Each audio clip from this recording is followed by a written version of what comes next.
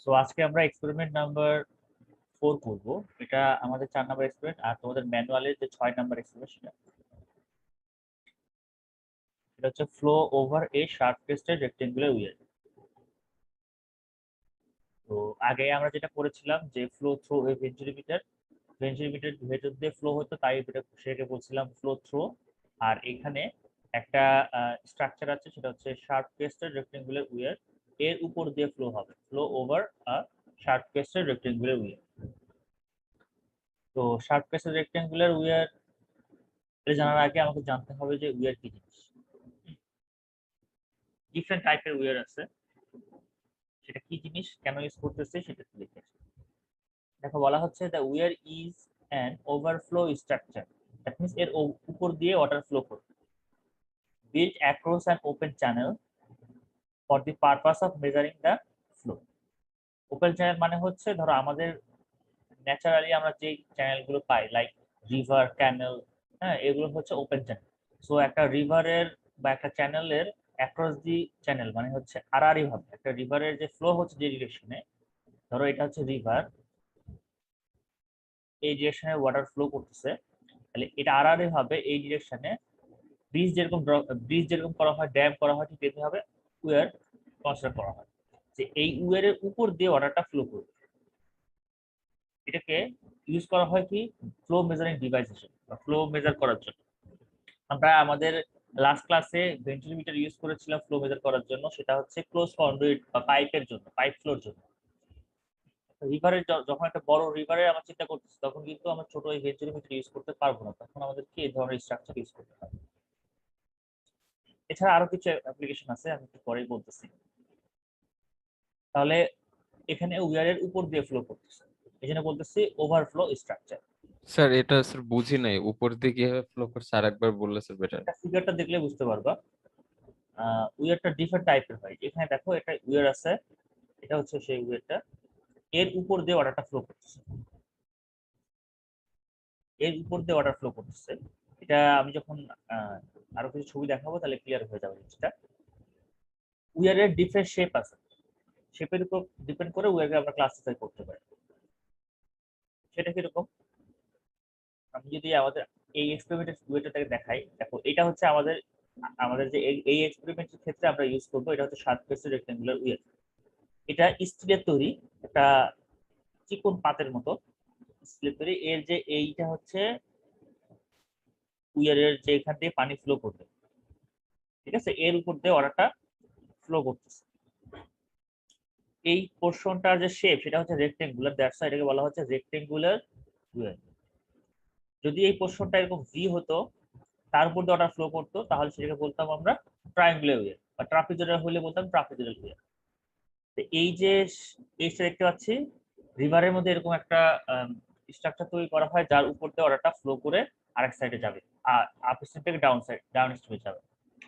তো এখানে কি হয়, ধরো আমি যখন উইয়ারটাকে একটা রিভারের অ্যাক্রস দি রিভার কনস্ট্রাক্ট করলাম, তার মানে রিভারের যে ন্যাচারাল ফ্লো সেখানে কি একটা অবস্ট্রাকল আসতেছে। তো ধরো আমাদের যে রিভার বেড, এটা হচ্ছে রিভারের বেড বা চ্যানেল বেড, আর এখানে একটা উইয়ার আছে, উইয়ারটাকে আমরা সাইড থেকে দেখতেছি। এখন যখন ওয়াটার ফ্লো করবে, তখন কি হবে, উইয়ারের যে হাইট সেটা হচ্ছে পি, উইয়ারের হাইটটা হচ্ছে পি, আর এটা হচ্ছে আপ স্ট্রিম, এটা হচ্ছে ডাউন স্ট্রিম। আপ স্ট্রিমে ওয়াটারের হাইট যদি পি হয়, তাহলে এই উইয়ারের উপর দিয়ে কি ওয়াটার ফ্লো করবে?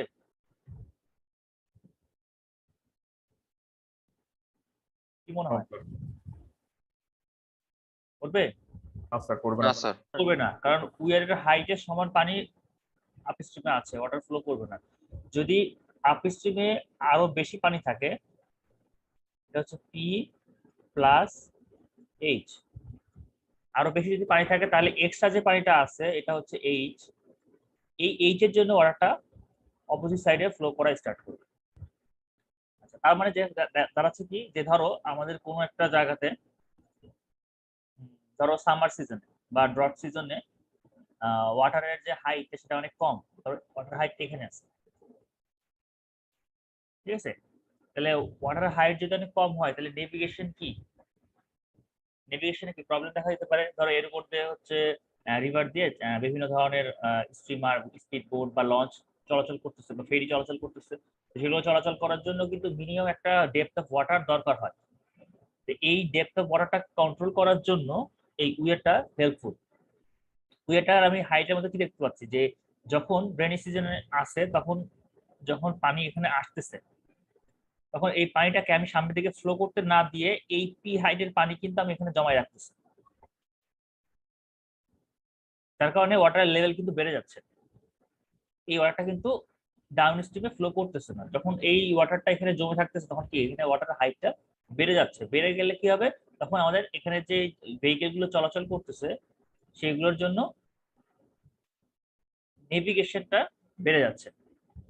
এই জন্য এখানে প্র্যাকটিক্যাল অ্যাপ্লিকেশন দেখা যাচ্ছে যে শ্যালো রিভার যেখানে নেভিগেশন করাটা খুবই ডিফিকাল্ট। হ্যাঁ, সেখানে যখন আমরা হচ্ছে ড্রট সিজনে ওয়াটার থাকে না তখন কি হয় যে আমরা হেভি রেন যখন হয় তখন ওয়াটারটা এখানে এসে জমা হয়ে যাবে। তখন আমরা এটাকে নেভিগেশনের জন্য হেল্পফুল হবে আমাদের জন্য। পানি এসে জমা হয়ে যাবে। সো উইয়ারটা হচ্ছে অনেকটা একটা ড্যামের মতো স্ট্রাকচার। বুঝতে পারছো সবাই? জি স্যার। আচ্ছা, ঠিক আছে। তাহলে এই উইয়ারটাকে আমরা ডিফারেন্ট শেপের জন্য ক্লাসিফাই করতে পারি। একটা হচ্ছে rectangular weir, triangular weir, trapezoidal weir, circular বা প্যারাবোলিক বা আদার্স যে শেপে আছে সেই শেপে হতে পারে। বাট কমন শেপ গুলো হচ্ছে রেক্ট্যাঙ্গুলার, ট্রায়াঙ্গুলার আর ট্রাপিজয়েডাল। এই তিনটা হচ্ছে মোস্ট কমন শেপ। তো আমাদের আজকের এই এক্সপেরিমেন্টে আমরা রেক্ট্যাঙ্গুলার উইয়ার দেখবো, আর নেক্সট যে এক্সপেরিমেন্টটা হবে তোমাদের সেটাতে আমরা দেখবো ট্রায়াঙ্গুলার উইয়ার। ট্রায়াঙ্গুলার উইয়ারকে আর একটা নাম বলা হয় সেটা হচ্ছে ভি নচ। ঠিক আছে? রেক্ট্যাঙ্গুলার উইয়ার কিরকম,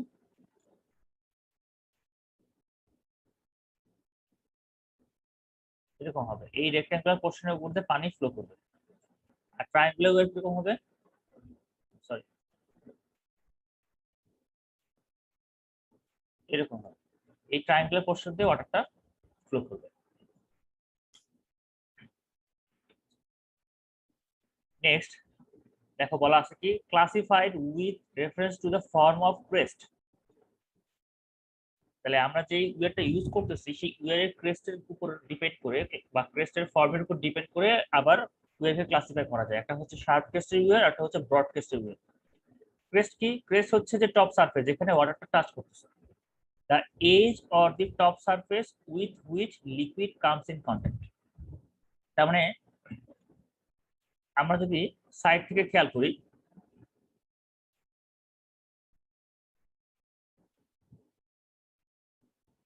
ওয়াটার এসে এর টপে যে পয়েন্টে হিট করতেছে, এই পয়েন্টে হিট করতেছে, এটা হচ্ছে টপ এজ। এখন এই টপ এজ বা ক্রেস্ট যদি শার্প হয়, হ্যাঁ নাইফ যেরকম শার্প হয় ঠিক সেরকম যদি শার্প হয় এজটা, তাহলে সেটাকে বলবো sharp crest rectangular weir. Shape যদি রেক্টেঙ্গুলার হয় তাহলে যদি শার্প হয় তাহলে বলবো শার্প ক্রেস্টেড, আর যদি শার্প না হয় এর যে থিকনেসটা অনেক বড় হয় তাহলে সেটাকে বলবো আমরা, বা এর উইডটা যদি অনেক বড় হয় তাহলে বলবো আমরা ব্রডকাস্ট উইয়ার। শার্পেস্ট উইয়ারের ক্রস সেকশন যদি আমরা দেখি সাইড থেকে তাহলে আপ স্ট্রিম সাইডের দিকে এরকম শার্প এজ থাকে। এই টপ সারফেসটা যদি আমি এখানে দেখাই তাহলে এই সাইডটা ছিল কি আপ স্ট্রিম, এই সাইডটা ছিল ডাউন স্ট্রিম। তাহলে আপ স্ট্রিম সাইডের দিকে ওয়াটার যখন এখান থেকে এসে এই সাইড থেকে আসতেছে এই আপ স্ট্রিম সাইডটা শার্প থাকে। আর ব্রডকাস্টের উইয়ার যদি আমরা দেখি ব্রডকাস্টের উইয়ারের ক্ষেত্রে ক্রস সেকশনটা এরকম হবে। ঠিক আছে? এর যে উপরে টপের যে উইডটা এটা কনসিডারেবল একটা উইড থাকে, অনেক বড় উইড হয়। এই জন্য এটা বলছে ব্রডকাস্ট উইয়ার। ওয়াটার এর উপর দিয়ে ফ্লো করে ডাউন স্ট্রিমে যাবে। বুঝতে পারছো সবাই? জি স্যার। ব্রডকাস্টের উইয়ার তোমরা ফ্লো ওভার ব্রডকাস্টের উইয়ার এটা হচ্ছে তোমাদের 374 যে সেশনটা আছে 32 তে সেটা তোমরা পড়বা। তাহলে এখন দেখতে পাচ্ছি যে শার্প কেসের উইয়ারের ক্ষেত্রে উপরে একটা শার্প এজ থাকে। এখন শার্প এজে এসে যখন পানিটা টাচ করে ওরা টাচ করে তখন কি হয়, তখন বেসিক্যালি ওয়াটার কি একটা লাইনে টাচ করে। শার্প এজ হলো একটা চিকন লাইন, তাই না? একটা শার্প এজ কে আমি একটা একটা একটা লাইনের সাথে চিন্তা করতে পারি, কম্পেয়ার করতে পারি।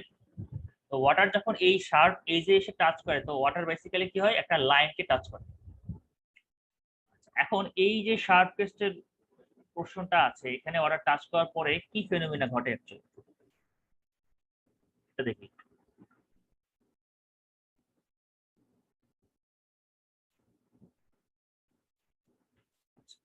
করছে ওয়াটার এখানে কি আছে, আমি বলছি যে নিচে যে পি ওয়াটারটা আছে এর জন্য কিন্তু কোনো ফ্লো হচ্ছে না, কিন্তু পি এর উপরে এক্সট্রা যে পোর্শনটা আছে এইচ, এই এইচ হাইটের ওয়াটারের জন্যই বেসিক্যালি ওয়াটারটা আপ স্ট্রিম থেকে ডাউন স্ট্রিমে ফ্লো করছে।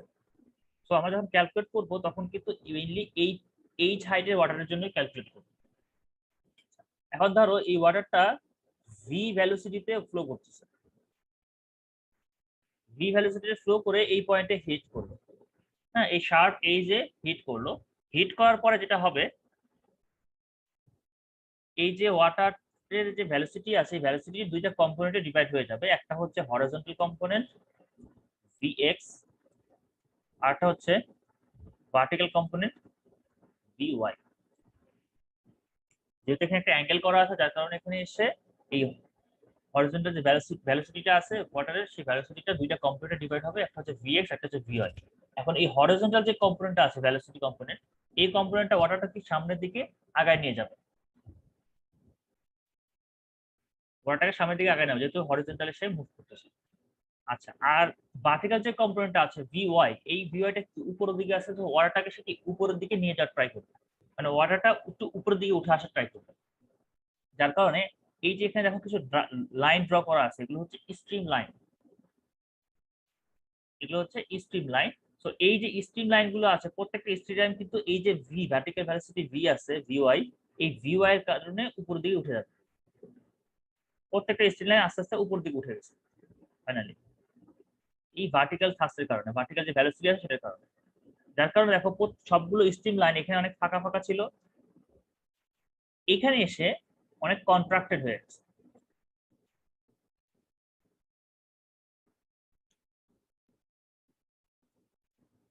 এই পোর্শনে এসে সবগুলো স্ট্রিম লাইন কি কন্ট্রাক্টেড হয়ে সংকুচিত হয়ে গেছে, তাই না? তাই তো নাকি? Yes, sir. আচ্ছা, এটা কি হচ্ছে অ্যাকচুয়ালি, দেখো contracted at its under side by the action of the vertical component. তাহলে এখানে যেটা হচ্ছে যে ওয়াটারের যে স্ট্রিম লাইনগুলো আছে সেগুলো কি হচ্ছে এর আন্ডার সাইড থেকে কন্ট্রাক্টেড হচ্ছে, কন্ট্রাক্টেড হয়ে এখানে যেটা হয় যে একটা থিন ফিল্ম অফ ওয়াটার তৈরি করে, ওয়াটারের একটা থিন ফিল্ম তৈরি করে, এটাকে আমরা বলি ন্যাপ।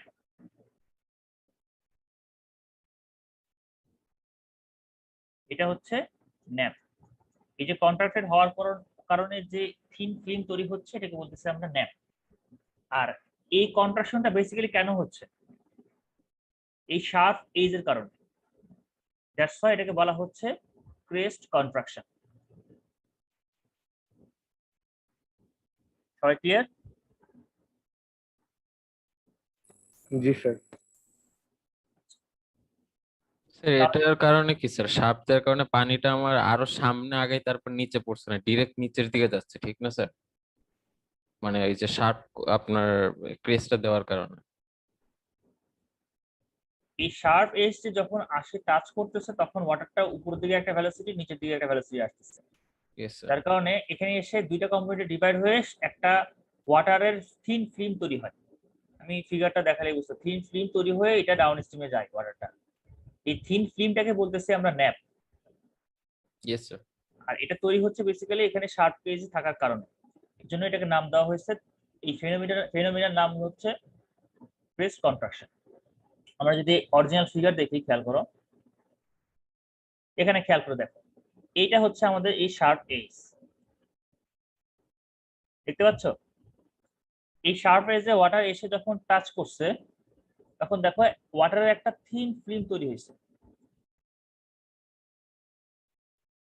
দেখতে পাচ্ছ? Yes sir. এটাই হচ্ছে ন্যাপ।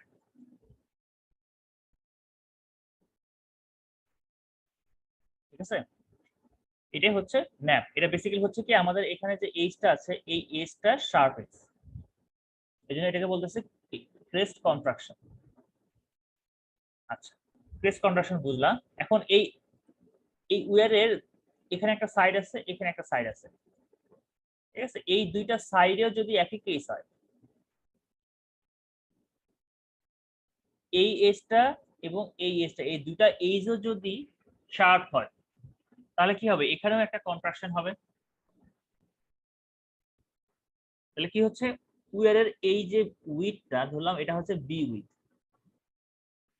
এখন এই দুইটা এজ যদি শার্প হয় তার কারণে কি হবে, এখান থেকে কিছুটা কন্ট্রাক্টেড হবে, এখান থেকে কিছুটা কন্ট্রাক্টেড হবে। কন্ট্রাক্ট হওয়ার পরে কি হবে, তখন ন্যাপে আসার পরে ন্যাপে ইমিডিয়েটলি ডাউন স্ট্রিমে এখানে যে উইডথটা আমরা পাবো, effective width, immediately downstream of the weir, এখানে আমরা যে উইডথটা পাবো এটা হচ্ছে বি প্রাইম, এবং এই বি প্রাইমটা হবে কিছুটা কম।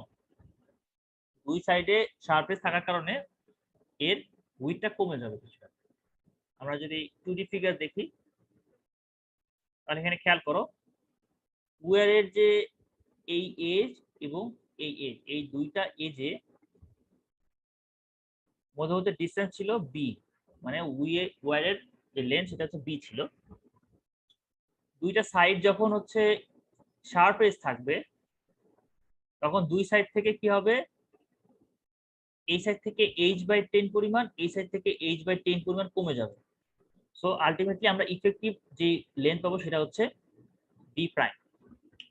So B prime equal to হচ্ছে দুই সাইড থেকে আমরা h/10 বাদ দিব। এটা এক্সপেরিমেন্ট থেকে আসছে।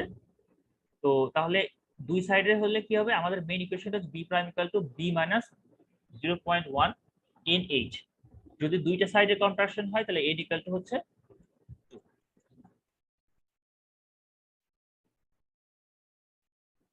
অনেক সময় দেখা যায় যে সিরিজ অফ উইয়ার থাকে অ্যাক্রস দি রিভার, অনেক সময় সিরিজ অফ উইয়ার থাকতে পারে লাইক এরকম।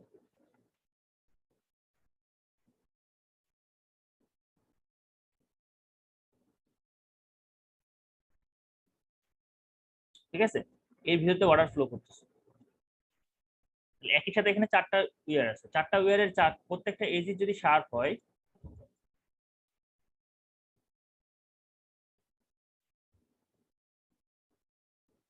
তাহলে কি এই ক্ষেত্রে এন এর ভ্যালু কত হবে বলতো? স্যার 8। 4 2 8।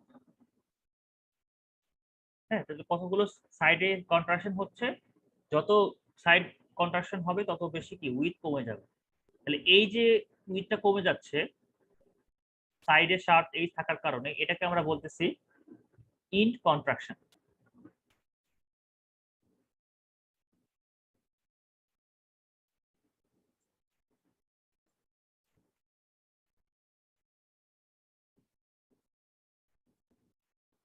ঠিক আছে, দুইটাই সাইডে যখন কন্ট্রাকশন হচ্ছে সেটাকে আমরা বলতেছি, ফেনোমেনটার নাম হচ্ছে ইন কন্ট্রাকশন।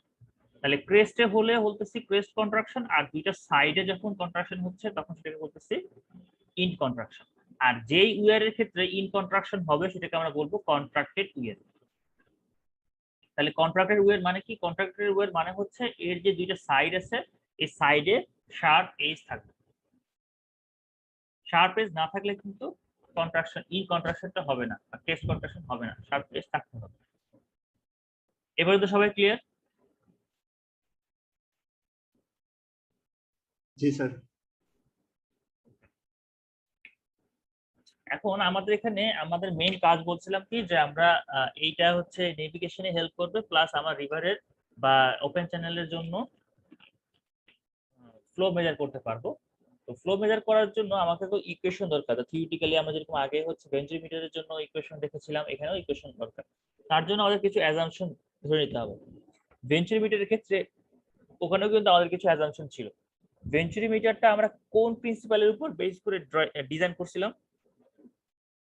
Bernoulli theorem. বার্নৌলিস থিওরেমেরও কিন্তু অনেকগুলো অ্যাজাম্পশন আছে।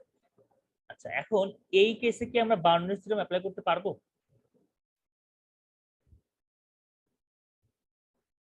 শার্প টেস্টের রেক্টেঙ্গুলার উইয়ারের ক্ষেত্রে কেন পারবো না? স্যার এটা স্টেডি কন্ডিশনার নাই। বুঝলাম না কি? স্যার স্টেডি কন্ডিশনে তো নাই স্যার। প্লাস সবখানে তো স্যার ভেলোসিটি সেম হচ্ছে না। বার্নারি স্ট্রিমটা ঠিক আছে তোমার কথাটা। বার্নারি স্ট্রিমটা মেইনলি হচ্ছে যে আমরা ক্লোজ কন্ডুইট বা পাইপ ফ্লোর জন্য অ্যাপ্লাই করতে পারবো, বাট আমাদের এখানে কিন্তু এটা পাইপ ফ্লো না, আমাদের এখানে একটা open channel flow. Open channel flow মানে হচ্ছে এই ওয়াটার সারফেসের যে টপ সারফেসটা, ওয়াটারের টপ সারফেসটা কিন্তু এই অ্যাটমসফিয়ারের কন্ট্যাক্টে থাকবে। এখানে আমরা চাইলে বার্নারি স্ট্রিমটা ডিরেক্টলি অ্যাপ্লাই করতে পারবো না। এই জন্য এখানে আমাদেরকে নতুন কিছু অ্যাজাম্পশন আছে যার উপর বেসিস করে আমরা ডেরিভেশন গুলো করব। ফার্স্ট অ্যাজাম্পশনটা খেয়াল করো, এখানে বলা হচ্ছে তা আমরা ধরে নিচ্ছি যে ফ্লোটা হচ্ছে ইউনিফর্ম এবং এর যে প্রেসারটা এটা হচ্ছে হাইড্রোস্ট্যাটিক প্রেসার, তার মানে ডেপথ বাড়ার সাথে সাথে প্রেসারটা বাড়বে, P equal to rho G H বা গামা এইচ, এটা আমরা অ্যাজিউম করে নিচ্ছি। 2 নাম্বার হচ্ছে the free surface remains horizontal as far as the plane of the weir। এর মানে কি? এর মানে হচ্ছে আমরা ধরে নিচ্ছি এই যে উইয়ার আছে, প্লেন করে নিই,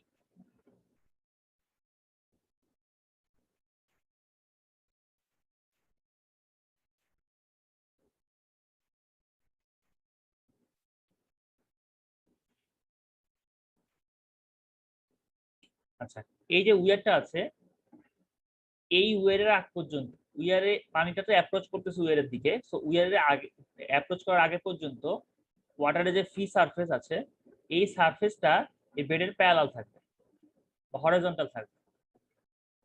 ঠিক আছে, এটা আমরা ধরে নিচ্ছি যে কোনো প্রকারের হচ্ছে এখানে অ্যাড্রাপশন বা রাইজ, কোনো প্রকার রাইজ বা ফল হবে না। এটা আমরা ধরে নিচ্ছি যে এটা হরিজন্টাল থাকবে as far as the plane of the weir and all particle passes over the weir move horizontally. In fact, the free surface drops as it approaches the weir. weir কে যখন অ্যাপ্রোচ করে যাচ্ছে তখন তখন কিন্তু ওয়াটারটা কি এদিকে drop করতেছে, nap create হয়ে ড্রপ করতেছে, বা তার আগ পর্যন্ত আমরা ধরে নিচ্ছি যে এটা হরিজন্টাল আছে। 3 নম্বরে বলতেছে the pressure through out the sheet of liquid, মানে হচ্ছে ন্যাপ, ন্যাপের যে প্রেসারটা সেটা বলতেছে which passes over the crest of the weir is atmosphere। ন্যাপের প্রেসারটাকে আমরা বলতেছি অ্যাটমসফিয়ারিক প্রেসার। সো ন্যাপটা কিন্তু অনেক থিন হয়।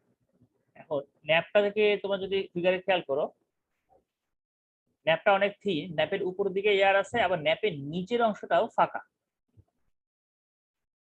নিচের যে অংশটা সেটা হচ্ছে ফাঁকা অংশ। তো এই ফাঁকা অংশটাতে বেসিক্যালি কি হচ্ছে, এই ফাঁকা অংশে কি আছে,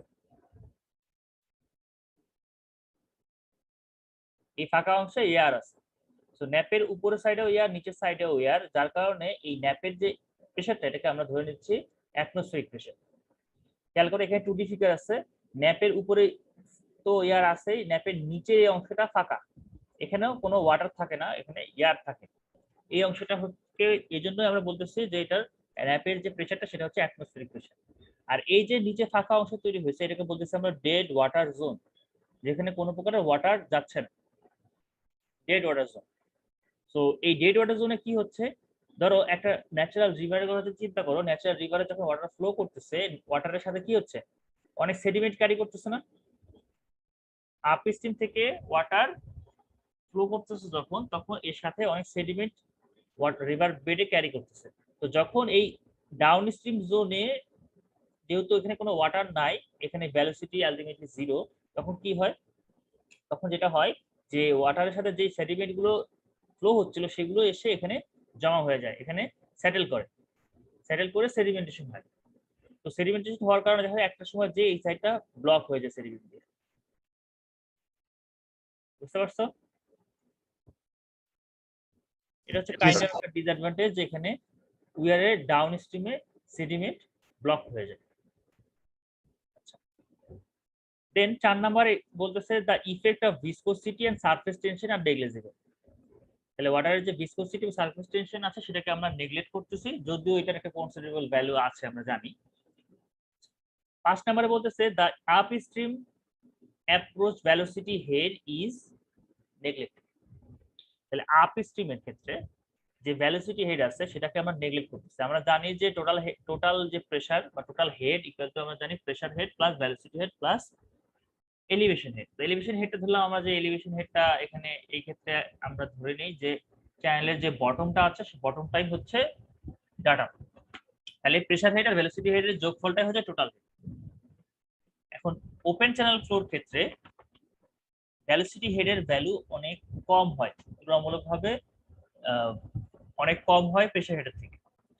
দেখো P by gamma less than, অনেক লেস দেন, অনেক অনেক অনেক less than B square by 2g, sorry পি1 by gamma greater than B square by 2g, মানে ভেলোসিটি হেডের ভ্যালু অনেক কম হয়, এই জন্য আমরা এটাকে নেগলেক্ট করতে পারবো। প্লাস ওপেন চ্যানেল 4 ক্ষেত্রে ভেলোসিটি হেড মেজার করাটা একটু ডিফিকাল্ট, ডিরেক্টলি আমরা ভেলোসিটি হেড মেজার করতে পারি না, এজন্য এটাকে আমরা নেগলেক্ট করতেছি। যার কারণে ওপেন চ্যানেল 4 ক্ষেত্রে আমরা যদি ডেপথ হিসাব করতে চাই সেটা ইকুয়াল টু হচ্ছে প্রেসার হেড, ওয়াটারের যে ডেপথ সেটা ইকুয়াল টু হচ্ছে প্রেসার হেড, এখানে ভেলোসিটি হেডটা নেগলিজিবল। এই 5টা অ্যাজাম্পশনের উপর বেসিস করে আমাদেরকে এখানে এই উইয়ারের জন্য ফ্লোর যে ইকুয়েশন সেটা তৈরি করতে হবে। তো এই যে 5টা অ্যাজাম্পশন আছে, এই অ্যাজাম্পশনের মধ্যে কিছু লিমিটেশন আছে, লাইক আমরা হচ্ছে ভেলোসিটি হেডকে নেগলেক্ট করতেছি, ভিসকোসিটি সারফেসেশন নেগলেক্ট করতেছি। হ্যাঁ, এই জিনিসগুলো প্র্যাকটিক্যালি 100% সম্ভব না, তো এই জিনিসগুলা মাথায় রাখতে হবে তোমরা যখন ডিসকাশন লিখবা। এখন আমরা আমাদের ইকুয়েশন দেখি।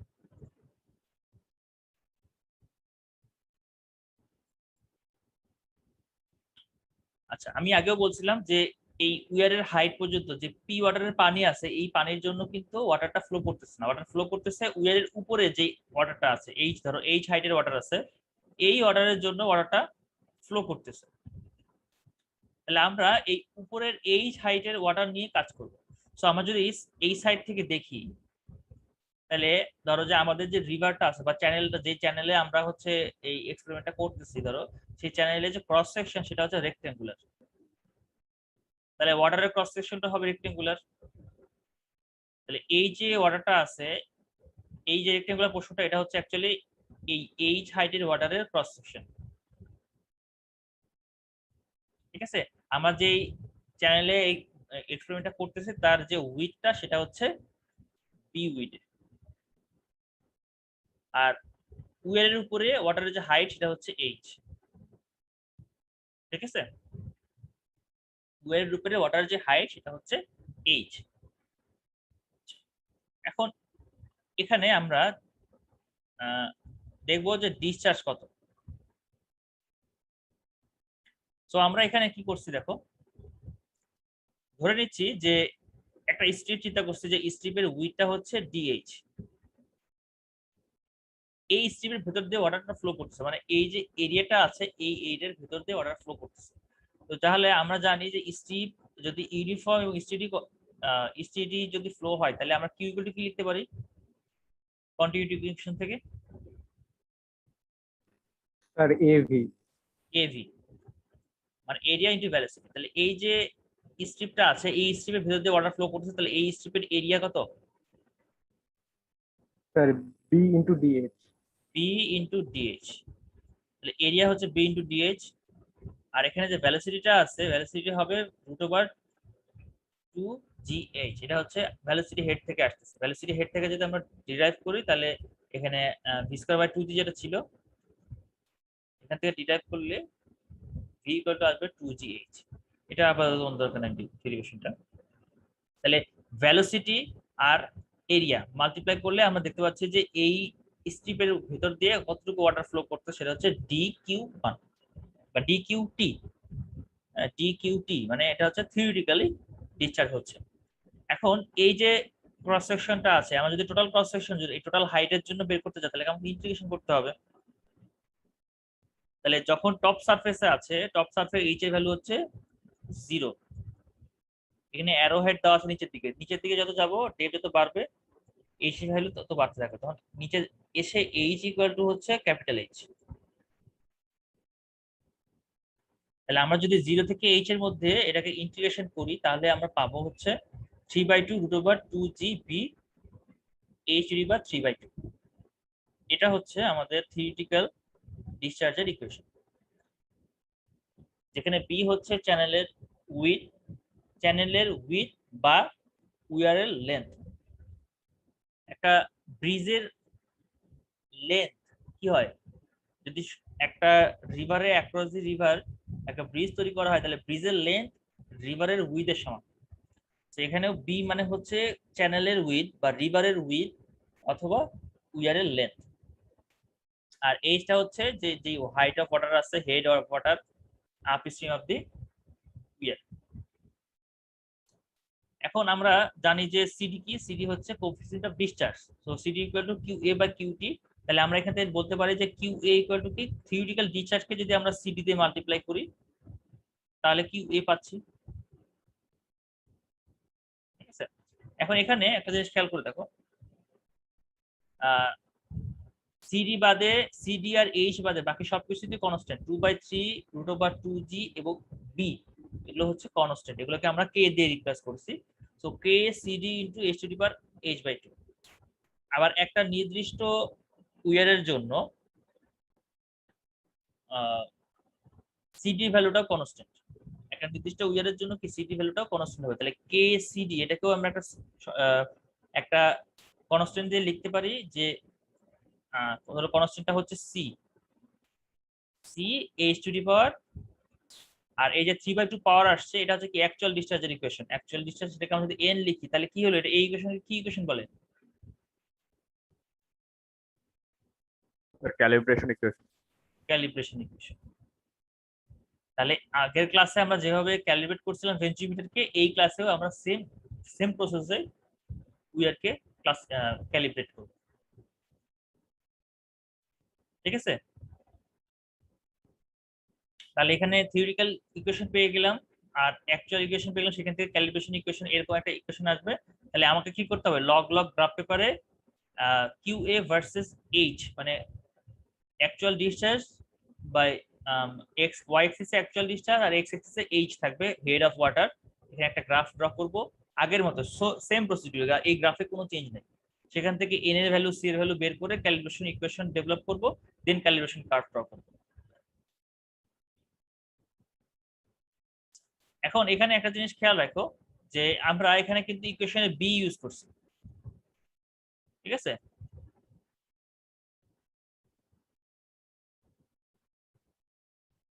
আমরা ইকুয়েশনে বি ইউজ করেছি। এখন বিটা কি, যদি কন্ট্রাক্টেড উইয়ার হয়, যদি কন্ট্রাক্টেড উইয়ার হয় তখন কিন্তু বি কে আমাকে মডিফাই করতে হবে।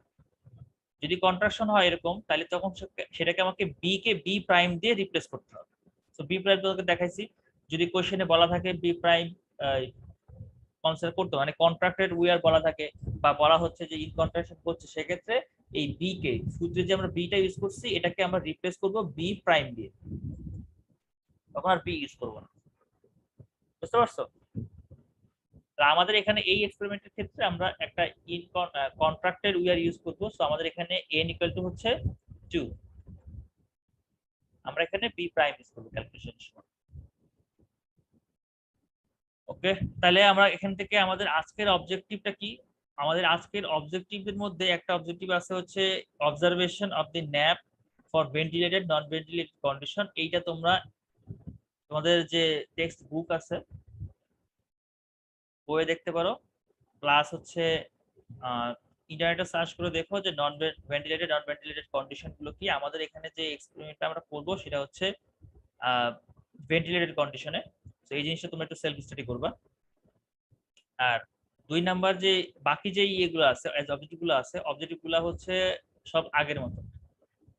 এখানেও আমরা অ্যাকচুয়াল ডিসচার্জ মেজার করব, থিওরিটিক্যাল ডিসচার্জ মেজার করব, দেন সিডি বের করব এক্সপেরিমেন্ট থেকে। আবার লগ লগ গ্রাফ পেপারে আমরা প্লট করে সেখান থেকে এন এর ভ্যালু বের করব, সি বের করব, আবার সিডি বের করব। সো এই দুইটা সিডি, এই সিডিটা লগ লগ গ্রাফ পেপার থেকে একটা সিডি আসবে আর এক্সপেরিমেন্টের একটা সিডি আসবে, সেই দুটোকে কম্পেয়ার করব। সি আর এন ইউজ করে আমরা ক্যালিব্রেশন ইকুয়েশন ডেভেলপ করব, দেন Q A versus H plane graph পেপারে ক্যালিব্রেশন কার্ভ ড্র। এগুলো আগের মতোই। আমরা যদি ডাটা শিটটা একটু খেয়াল করি, দেখো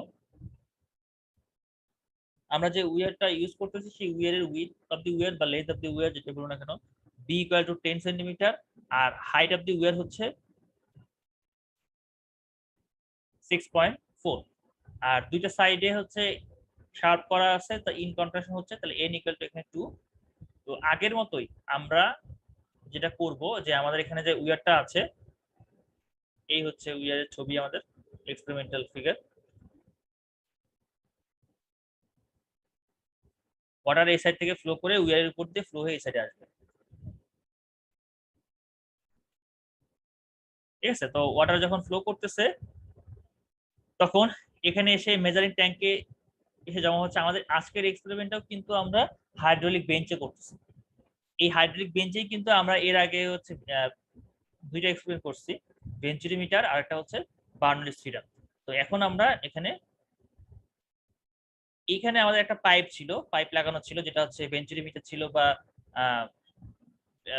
ইয়ে নর্মাল ভেঞ্চুরি ছিল বার্নলিস ফিডারের জন্য। সেটা আমরা এখন খুলে ফেলছি, ডিটাচ করে ফেলছি, করে এখন এখানে আমরা একটা শার্প কেসের উইয়ার কানেক্ট করছি। এখানে যে স্ক্রু আছে, স্ক্রু দিয়ে শার্প কেসের উইয়ার কানেক্ট করা আছে।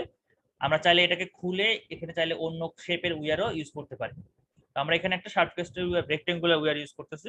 তাহলে ওয়াটারটা এখানে ফ্লো করে এই মেজারিং ট্যাঙ্কে জমা হচ্ছে। সো গত ক্লাসে যেভাবে আমরা অ্যাকচুয়াল ডিসচার্জ মেজার করেছি, এই ক্লাসেও ঠিক তেমনি ভাবে অ্যাকচুয়াল ডিসচার্জ মেজার করব। ঠিক আছে, গত দুইটা ক্লাসে আমরা অ্যাকচুয়াল ডিসচার্জ মেজার করছি কিভাবে বলো তো? অ্যাকচুয়াল ডিসচার্জ কি ছিল? Volume V by P. Volume divide by time. তার মানে আমাদের এখানে যে মেজারিং ট্যাঙ্ক আছে, এই ট্যাঙ্কের ডাইমেনশন ছিল কত? 47 into 47 into 67। আর এখানে টি টাইমে কতটুকু ওয়াটার জমা হয়েছে, তার মানে initial gauge reading final gauge reading এর ডিফারেন্স। তাহলে সেখান থেকে আমরা ভলিউম বাই টাইম করলে আমরা অ্যাকচুয়াল ডিসচার্জ পেয়ে যাব QA। আর আমাদের এখানে যে আপ স্ট্রিমে দেখো এখানে একটা গেজ আছে। আপ স্ট্রিমে ওয়াটারের হাইটের মেজার করার জন্য এখানে একটা গেজ আছে। এই গেজ থেকে ডিরেক্টলি আমরা এইচ পাবো, head of the water. Head হচ্ছে এইচ, এই ভ্যালুটা তোমাদের দেওয়া থাকবে। ঠিক আছে, তাহলে এইচ পেয়ে যাব। তাহলে এইচ যদি পেয়ে যায়, তাহলে আমাদের যে থিওরিটিক্যাল ইকুয়েশন ছিল QT equal to 2/3 root over 2G B prime H to the power 3/2। এখানে কিন্তু আমরা B প্রাইম ইউজ করতেছি, নট B। সো এই B থেকে আমাদেরকে কিন্তু B প্রাইম বের করে নিতে হবে। তাহলে এটা হচ্ছে আমাদের থিওরিটিক্যাল ডিসচার্জ আর এটা হচ্ছে অ্যাকচুয়াল ডিসচার্জ। তাহলে theoretical discharge actual discharge divide করলে আমরা CD পেয়ে যাব। এভাবে চারটা গ্রুপের জন্য চারটা QA পাবো, চারটা H পাবো, চারটা CD পাবো। তো যে যার গ্রুপের সিডি ভ্যালুটা গ্রাফের সিডি ভ্যালু এবং এই সিডি ভ্যালুর সাথে কম্পেয়ার করবা। আর চারটা গ্রুপের QA আর চারটা গ্রুপের H, এই ভ্যালুগুলো দিয়ে আমরা আগের মতোই হুবহু সেম রকমের একটা গ্রাফ ড্র করবো, লগ লগ গ্রাফ পেপারে। ঠিক আছে, দেন এখানে একটা একটা বেস ফিটের লাইন ড্র করেছি, n এর ভ্যালু বের করবো। এই ইকুয়েশন গুলো সেম আগের মতো, n এর ভ্যালু বের করবো, c এর ভ্যালু বের করবো, then CD equal to C/K, then calibration ইকুয়েশনটা আমরা ডেভেলপ করব। এখানে n এর ভ্যালুটা কত হবে বলো তো? এই ইকুয়েশনে n এর ভ্যালুটা কত হতে পারে? 2 এর কাছাকাছি। এক থেকে বড় হবে আর কি। কতর কাছাকাছি হবে? এক্সাক্ট থিওরিটিক্যালি ভ্যালুটা কত হওয়া উচিত? স্যার 0.5 এর কাছাকাছি। কেন 1.5 এর কাছাকাছি হবে স্যার। 1.5 কেন? আর H এর 3/2 ছিল যে স্যার। এক্স্যাক্টলি, আমাদের থিওরিটিক্যাল ইকুয়েশনটা কি ছিল সেটা দেখো। 1.5 তো ছিল গত ক্লাসে। এখানে এই থিওরিটিক্যাল ইকুয়েশনটা খেয়াল করো, H এর পাওয়ার কত আছে? 3/2। তাহলে আমাদের এখানে থিওরিটিক্যালি এখানে n ইকুয়াল টু 1.5 হওয়া উচিত। তোমাদের ভ্যালুটা 1.5 এর কাছাকাছি হওয়া উচিত। ঠিক আছে, এখানে আমরা মাত্র 4টা ডাটা নিচ্ছি। 4টা-5টা ডাটা নিয়ে কিন্তু এক্সাক্ট ভ্যালু পাওয়া সম্ভব না। হ্যাঁ, যার কারণে দেখবো যে তোমাদের হয়তো বা বেস ফিটের লাইন ড্র করলে কারোর আসতেছে 1.2, কারোর আসছে 1.3, কারোর আবার আসছে 1.7। ঠিক আছে, তো এটা হওয়ার কারণটা হচ্ছে যে আমরা খুবই কম ডাটা নিয়ে ক্যালকুলেট করতেছি। এতগুলো কম ডাটা মানে 4-5টা ডাটা নিয়ে যদি আমরা বেস ফিটের লাইন ড্র করি, তাহলে বেস ফিটের লাইনটাতে স্লোপটা চেঞ্জ হয়ে যেতে পারে।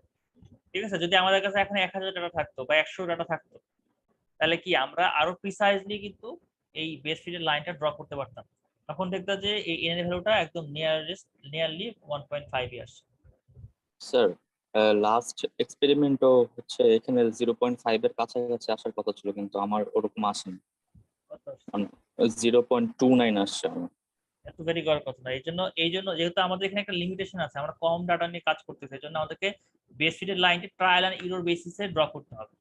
ট্রায়াল অ্যান্ড ইরর বেসিসে যদি ড্র করি, তাহলে আমাকে ড্র করে দেখতে হবে যে কিভাবে ড্র করলে এর স্লোপটা আমার 1.5 বা 0.5 যেটাই থাকুক না কেন সেটার থিওরিটিক্যাল ভ্যালুর কাছাকাছি আসে, সেভাবে ড্র করতে হবে। স্যার ওভাবেও ট্রাই করছি, কিন্তু স্যার বেশি একটা ভ্যারি করে না, দেখা যায় যে 0.1 এদিক সেদিক হচ্ছে, কিন্তু 0.5 এর কাছাকাছি। বাকিদের কি অবস্থা, কত আসছে ভ্যালু? স্যার 0.40 0.3 এরকম স্যার। 0.56 এরকম আসছে স্যার। 0.54। হ্যাঁ আসবে, সমস্যা নেই। তাহলে ওদের ডাটা তো সবার একই?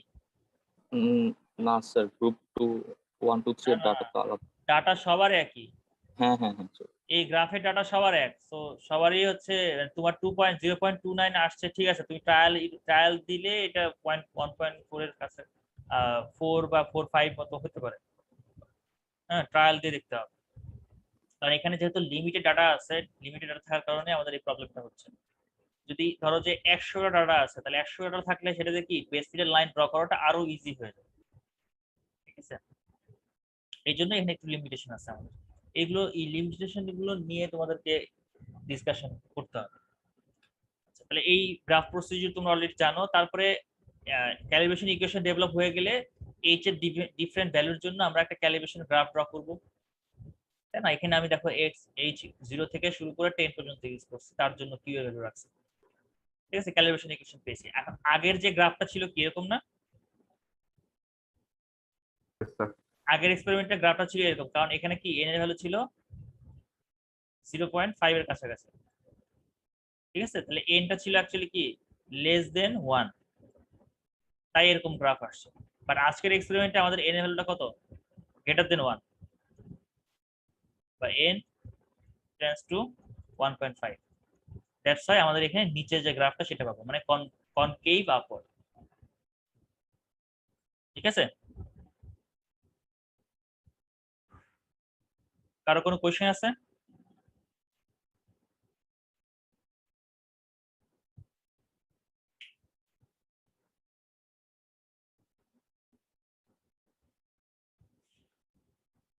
তাহলে আমরা কি দেখলাম, যে আমাদের মেইন এক্সপেরিমেন্টটাতে আমরা দেখলাম, বুঝলাম যে কি করতে হবে অ্যাকচুয়ালি। আমরা ভিডিওটা একটু পরে দেখবো যে কি করলাম, ক্যালকুলেশন গুলো আমরা দেখলাম, দেন সেই ক্যালকুলেশন থেকে দুইটা গ্রাফ ড্র করতে হবে, ক্যালিব্রেশন ইকুয়েশন ডেভেলপ করতে হবে। এটা হচ্ছে আমাদের মেইন ক্যালকুলেশন। স্যাম্পল ক্যালকুলেশন খুবই ছোট ক্যালকুলেশন, বড় ক্যালকুলেশন না। আর আমাদের এখানে যেটা করতে হবে যে এক্সপেরিমেন্টালি যে সিডি পেয়েছি এবং গ্রাফ থেকে যে সিডি পেয়েছি দুইটাকে আমরা কম্পেয়ার করব। এই হচ্ছে আমাদের মেইন কাজ। তো আমরা আমাদের এক্সপেরিমেন্টের ভিডিওটা দেখে আসি, তাহলে আর একটু ক্লিয়ার হয়ে যাবে তোমরা। স্যার রেজাল্টে কি লিখবো আমরা স্যার? রেজাল্টে এই থাকবে সিডি কত পেয়েছো, তারপরে ক্যালিব্রেশন ইকুয়েশন কি পাইছো, এগুলো থাকবে। মানে আগের আগের লাস্ট রিপোর্টে যেরকম ছিল সেরকম। জি স্যার।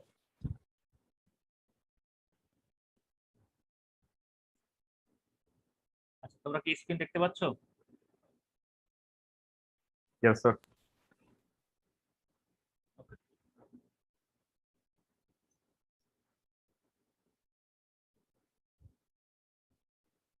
দেখো, আগের যে এক্সপেরিমেন্ট গুলো করেছি এবং এটাও করতেছি হাইড্রোলিক বেঞ্চে। জাস্ট এখানে যে আগের যে অ্যাপারেটাসটা ছিল, ভেঞ্চুরি মিটার বা ভেঞ্চুরি ফিল্ম যেগুলো ছিল সেগুলোকে আমরা এখানে ডিচার্জ করেছি। এখন ওয়াটারটা এই চ্যানেলের ভিতর দিয়ে ফ্লো করে এই আমাদের যে মেজারিং ট্যাঙ্কটা আছে 47x67 ডাইমেনশনের, এই ট্যাঙ্কে এসে জমা হচ্ছে।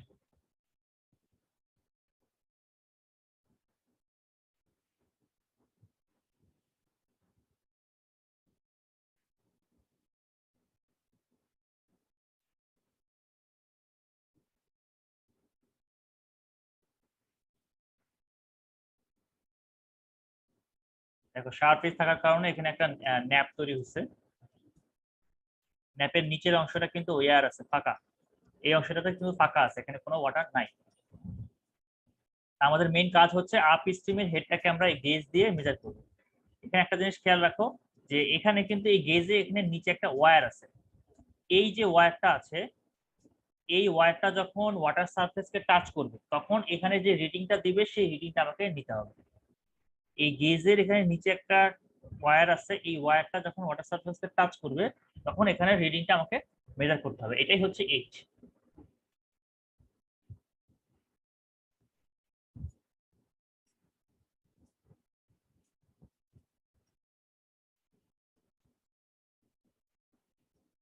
দেন আমাদেরকে আমাদের এই ট্যাঙ্কের মধ্যে ইনিশিয়াল হাইট ফাইনাল হাইট গুলো মেজার করতে হবে, স্টপ ওয়াচের মাধ্যমে টাইম মেজার করতে হবে। এই প্রসেসটা তোমরা অলরেডি জানো, তাহলে আমাদের এক্সপেরিমেন্টটা শেষ। এক্সপেরিমেন্টটা খুবই ছোট, বেশি বড় না। বুঝতে পারছো সবাই?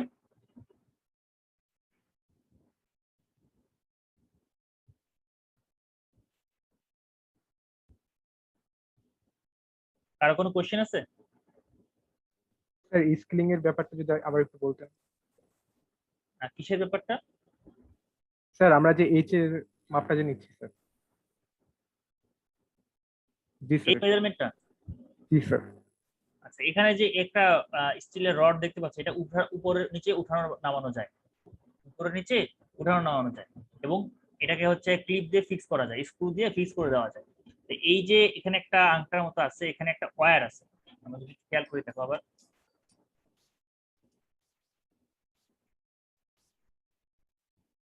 দেখো এখানে একটা ওয়্যার আছে, ওয়্যার লাগানো আছে। এই ওয়্যারটাকে আমরা ওয়াটার সারফেসে নিব, তখন এই মেজারমেন্টটা নিব। ওয়্যারটা যখন ওয়াটারকে জাস্ট টাচ করবে, সেই অবস্থায় এটাকে আমরা ফিক্স করে দিব স্ক্রু দিয়ে। এখানে একটা স্ক্রু আছে, স্ক্রু দিয়ে এই রডটাকে ফিক্স করে দিব, করলে তারপরে আমরা এখান থেকে রিডিং নিব, গেজ থেকে রিডিং নিব। তো রিডিংটা কিভাবে নিব? রিডিংটা নিব হচ্ছে, দেখো ওয়াটার সারফেসকে টাচ করছে, এটাকে আমরা ফিক্স করে দিয়েছি। এই অবস্থায় এই ঠিক মিডল বরাবর, এই ঠিক মিডল বরাবর যে রিডিংটা আছে সেটা আমাকে নিতে হবে। এটাই হচ্ছে আমাদের এইচ ভ্যালু। এখানে সেন্টিমিটারে দাগ কাটা আছে, বুঝতে পারছো? স্যার তাহলে কি আমরা এখানে 1.5 নিব স্যার, 1.5 সেন্টিমিটার?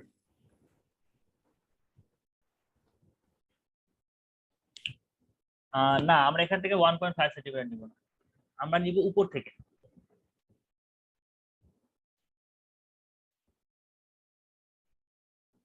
কেন বলতো? উপরের দাগটা যেখানে আছে ওইখানে। আমরা আছে এই বরাবর নিব, নিয়ারলি 1.5 মতো ধরো, বা 1.6 মতো ধরো ফোর্সে, ঠিক আছে? এই বরাবর আমরা নিব, এই দাগ বরাবর, এই ঠিক মিডল বরাবর 1.4 বা 1.6 বরাবর দাগটা নিব, বুঝতে পারছো? জি স্যার।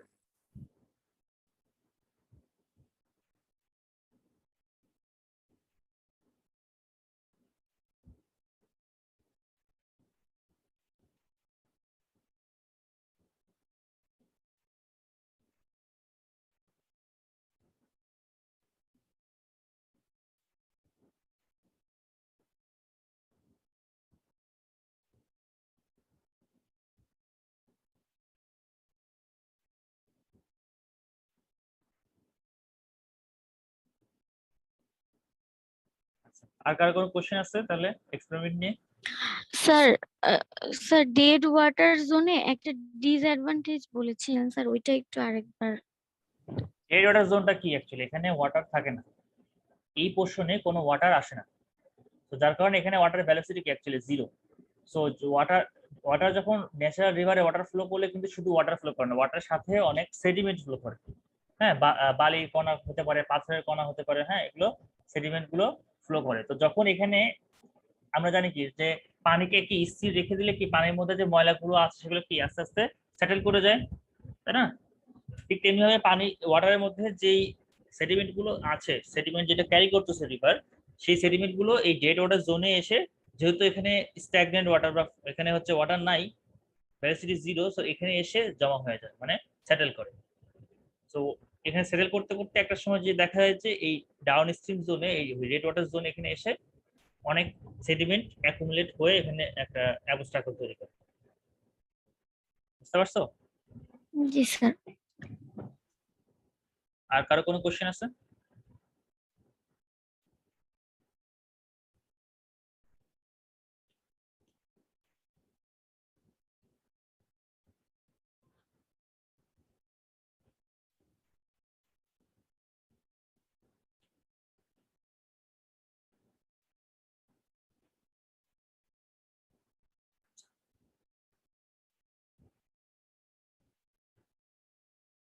আর কোনো কোয়েশ্চেন নাই? আচ্ছা ঠিক আছে।